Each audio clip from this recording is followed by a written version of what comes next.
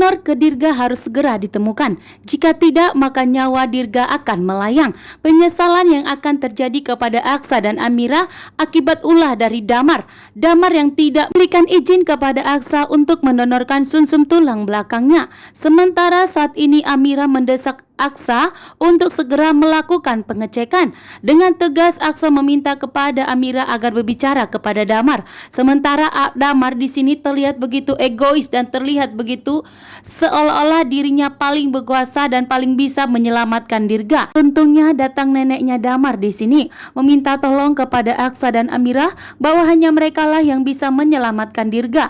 Karena Damar bukan ayah kandung dari Dirga sehingga dirinya tidak akan bisa berbuat apapun. Dan tentunya kali ini Aksa dan Amira lah yang harus menyelamatkan anak mereka.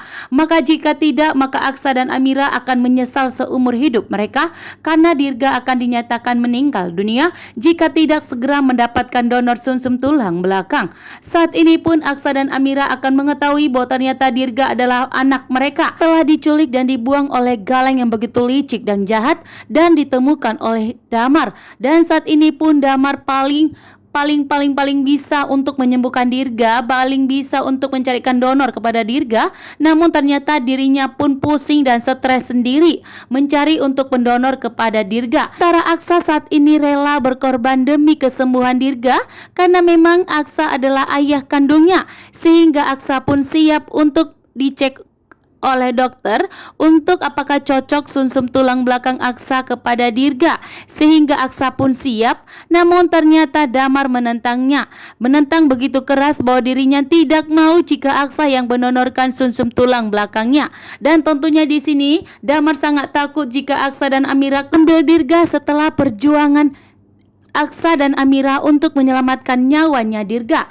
Sementara Damar sama sekali tidak bisa menyelamatkan Dirga, bahkan tidak bisa mendapatkan hak asuh Sasa. Sangat menegangkan. Aksa berjanji kepada Amira akan segera menemukan anak mereka yang telah diculik bahkan telah dibuang oleh Galang.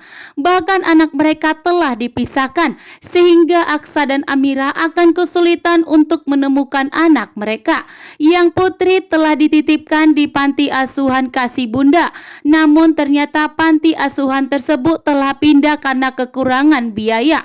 Membuat Aksa dan Amira pun kesulitan untuk menemukan panti asuhan Kasih Bunda tersebut.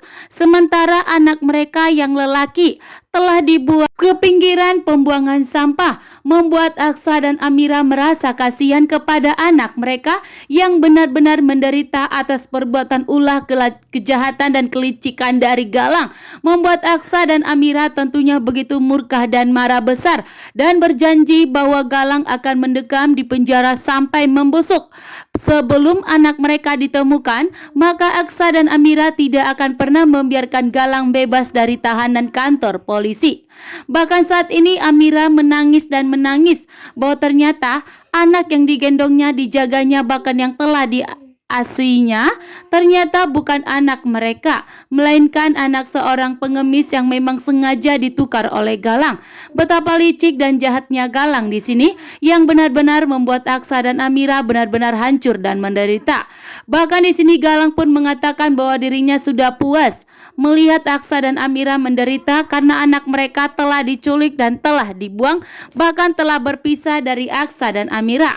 Membuat Aksa pun begitu murka dan marah besar kepada Galang, bahkan memberikan hajaran kepada Galang atas kelicikan dan kejahatan Galang yang ingin sengaja membuat Aksa dan Amira hancur melalui anak mereka.